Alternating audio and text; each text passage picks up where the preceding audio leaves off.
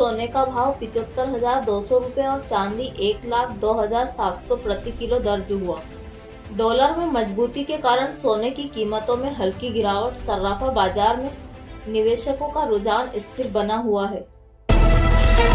थोक महंगाई दर जुलाई में बढ़कर 6.4% पहुंची। 5 महीने का उच्चतम स्तर। खाद्य और ईंधन की कीमतों में उछाल मुख्य कारण। सरकार ने कहा स्थिति नियंत्रण में है।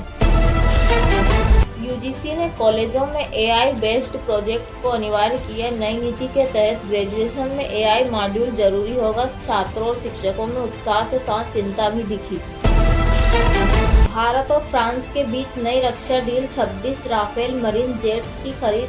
इस डील पर $5 अरब की लागत आने की संभावना। रक्षा मंत्री ने इसे भारतीय नौसेना की ताकत बताया। राजस्थान में भीषण गर्मी। चूरू में तापमान 46.5 डिग्री सेल्सियस दर्ज। आईएमडी ने 9 जिलों में हीट वेव अलर्ट जारी किया। स्कूलों के समय में बदलाव किया गया। देश में एक सप्ताह में डेंगू के 14,000 नए केस। स्वास्थ्य मंत्रालय अलर्ट। तेजी से फैलते मामलों के बाद राज्यों को फॉगिंग के निर्देश। दिल्ली, कोलकाता और मुंबई सबसे ज्यादा प्रभावित। पश्चिम बंगाल के वर्धमान में सांप्रदायिक हिंसा। 2 की मौत, 20 घायल। दुर्गा पूजा पोस्टर को लेकर विवाद बढ़ा। आरएएफ की तैनाती और इंटरनेट सेवाएं बंद। सलमान खान की फिल्म शेरदिल का फर्स्ट लुक रिलीज। फैंस में उत्साह। फिल्म में वे एक सेना अधिकारी की भूमिका निभा रहे हैं। दिवाली पर रिलीज की घोषणा। राहुल गांधी ने कहा बीजेपी ने देश को 10 साल पीछे धकेल दिया है। कर्नाटक की जनसभा में बोले इंडिया गठबंधन देश का भविष्य है। भाजपा ने जवाब में कहा राहुल भ्रम फैला रहे हैं। प्रधानमंत्री मोदी आज वाराणसी दौरे पर।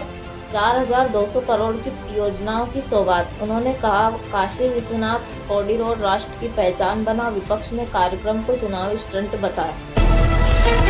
पुणे में एक कॉलेज छात्रा की हत्या के बाद सड़क पर बड़ा प्रदर्शन। परिजनों ने सुरक्षा में चूक का आरोप लगाया। पुलिस ने आरोपी को गिरफ्तार किया। पेट्रोल 102 रुपये 10 पैसे और डीजल 89 रुपये 50 पैसे। कीमत चौथे दिन स्थिर। त्योहारी मांग से कीमतें बढ़ने की आशंका। सरकार सब्सिडी पर समीक्षा कर रही है।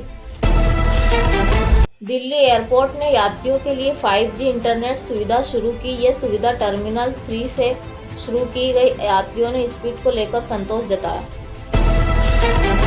गूगल ने भारत में नया एआई लैब शुरू किया। बेंगलोर में होगा मुख्यालय। भारतीय भाषाओं में टूल्स पर काम होगा। सरकार ने इस पहल का स्वागत किया। भारत ने बांग्लादेश को 500 मेगावाट अतिरिक्त बिजली सप्लाई का वादा किया। दोनों देशों के बीच ऊर्जा सहयोग समझौता हुआ। इससे बंगाल की बिजली कंपनियों को भी लाभ मिलेगा। नेपाल में भारी भूकंप। 6.2 तीव्रता। भारत के उत्तराखंड में भी महसूस हुए झटके। कहीं नुकसान नहीं, लेकिन दहशत में लोग घरों से बाहर निकले। आईएमडी ने आफ्टर शॉक की चेतावनी दी।